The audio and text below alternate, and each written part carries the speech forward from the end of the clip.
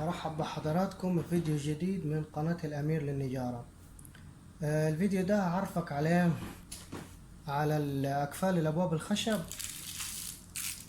بحس إن لو عندك قفل وعاوز تغيره مش لازم نجار، يعني أنت ممكن بنفسك تغيره. أي قفل بيجي وراه الحاجات الأساسية اللي هو القلب أو السلندر والمفاتيح والمسمار. ده المسمار ده مهم، اللي هو بتاع اللي بيمسك السلندر في القفل نفسه. عندك هنا القفل،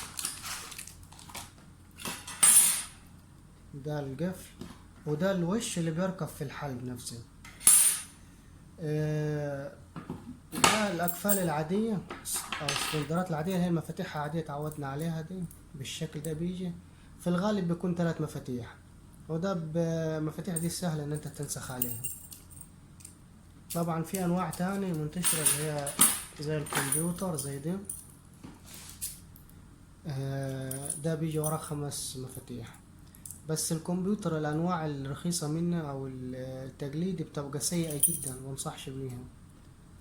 طبعا الفرق بين الكمبيوتر والعادي في ملحوظة بس، العادي المفتاح بيركب كده، بيبقى في الاتجاه ده كده، المفتاح كده عمودي كده.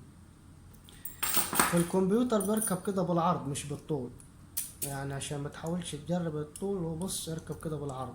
ده ملحوظة بس في قلب الكمبيوتر او العادي.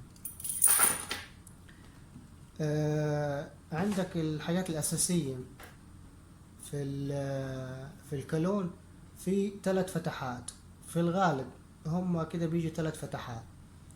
الفتحتين اللي من فوق واللي من تحت، اخر واحدة من تحت واول واحدة من فوق، دول المسمارين اللي هتثبت بيهم الكالون في الباب الخشب نفسه. يبقى دول عشان تثبت بيهم ايه الكالون في الباب الخشب. في عندنا المسمار اللي في النص هنا، ده بتاع ايه؟ ده بتاع عشان تمسك القلب في القفل نفسه، بتدخل بالمنظر ده وهتجيب الفتحة دي اللي هي بتاعت المسمار قصاد الفتحة دي. طبعا تخلي البلية دي عمودية كده عشان لو متحركة كده كده مش هيدخل معاك، خليها كده وتجيب الفتحة دي قصاد الفتحة اللي من برا، وتركب مسمارك. اللي مجاش حرك فيه كده او كده لغاية ما يظبط معاك، هتلاقيه يركب معاك على طول. وهتجرب هتلاقيه يشتغل معاك.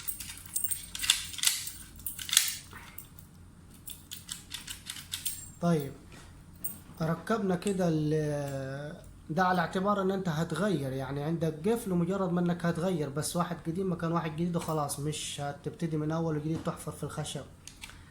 عندك هنا دي فيها نقطة مهمة، دي عايز اوضحها لكم.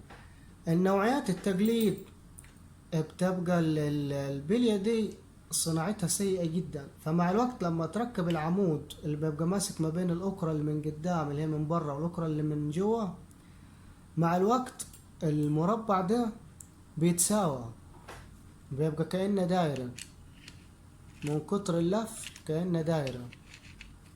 فمع الوقت تجي تلف الأكرة تلاقيها بتلف على الفاضي، تلف كده العمود يلف نفس اللي أنا بعمله لكم في المفك كده، العمود يلف بس اللسان ما بيتحركش، ودي مشكلة دي.